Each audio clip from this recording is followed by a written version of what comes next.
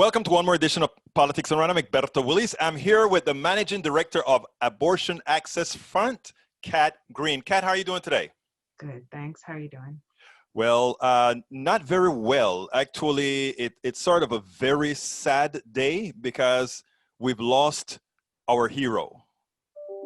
Tell me a little bit about your thoughts on that.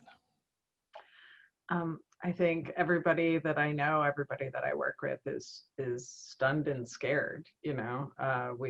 We've all been fearing this moment, and I think one of the scariest things is it doesn't feel like a lot of people have a real plan for what happens next. That is the scariest part of this whole issue. RBG has been ill for quite a while now. And one would think that there would have been some sort of a strategy, not only politically, but those who are driving the political message. What do you think has really occurred? I mean, I think that people were crossing their fingers, which is kind of an unfair thing to do to somebody who, was really in it. I mean, she held on as long as she could, knowing that she was one of the last things standing in the way of a lot of destruction, and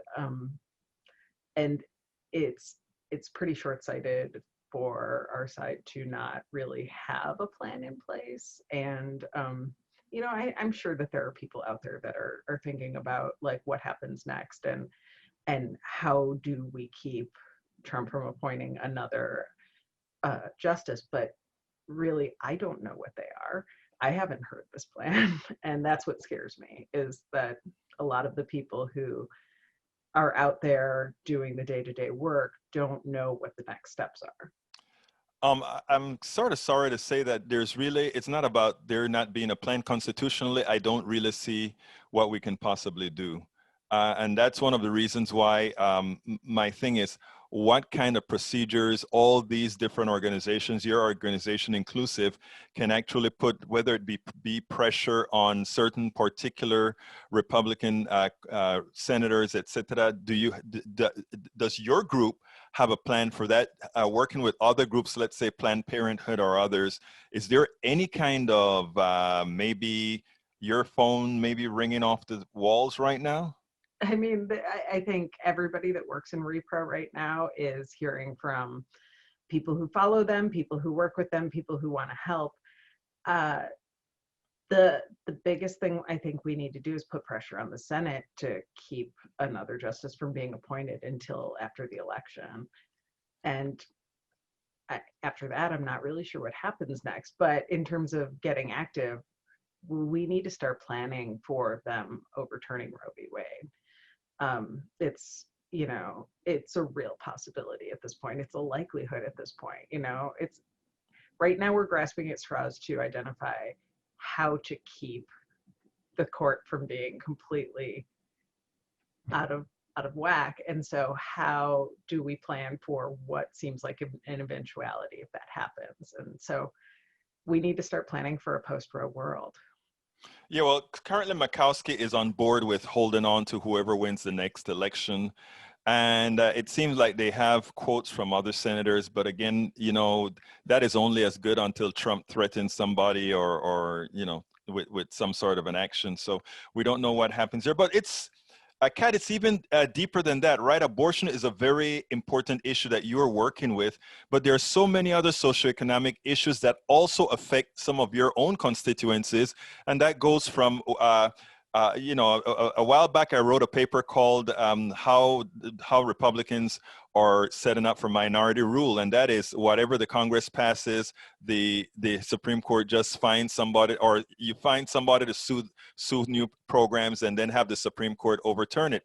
There's a lot of these major issues, I think, that are involved, where I think all these organizations have to get together and really have more than a voter drive, but something that scares the politicians into understanding that it is much deeper than just abortion. Abortion is a deep issue. I understand that, but it's much deeper. Your thoughts? Absolutely. I mean, I think that the biggest thing we need to do is find the areas where all of our interests overlap, right? The one thing that everybody in the country has in common is that everybody that's getting dumped on has more in common with each other than anybody else at the top. right? And so we need to start finding the ways where the issues that we focus on overlap with each other so that we can build a better base and build a stronger foundation for moving forward. Now, ironically, I did sort of that chart, and it turns out that most of our issues actually intersect. Yeah, The absolutely. problem is the powers that be. In order for all kind, you know, the right wing that makes abortion a single issue, and all these other groups that create these single issues are just doing that out of. That's how they're directed. I think it's incumbent on a lot of groups like yours and others to kind of find that ground, right? Well, yeah, it's in their interest to keep everybody separated. I mean, segmentation is one of the best tools that they have to turn people against each other. The sooner that we all start working together on a common goal for the common good, it, the stronger we'll be, the better chance we have, you know. I mean, everything about their media, their messaging, their policies is about keeping people apart and turning people against each other. And once we solve that problem, we'll better. All right, Kat, give me some final thoughts on where do we go from here? We got to start working together. And unfortunately, even in the midst of a pandemic, we all need to show up in Washington, I think. You know, I think we really need to make our voices heard. Voting is the obvious part, but we need to show up in numbers to make it clear that we're not comfortable with any of the people that he's talking about putting forward. Great. Tell me a little bit about your organization, Abortion Access Front, and how can people get in touch with what you all do? Abortion Access Front is, I would say, a USO meets Habitats for Humanity for independent abortion clinics. But we work across all sorts of intersectional issues because abortion is sort of in the middle of many social justice issues. So we collaborate with different organizations across the country. In you know, before times we would go on the road and do comedy shows and direct action at clinics and at protests. Now we're doing a lot of mutual aid work and we're doing a lot of messaging work online. But I have a feeling we'll be in DC too.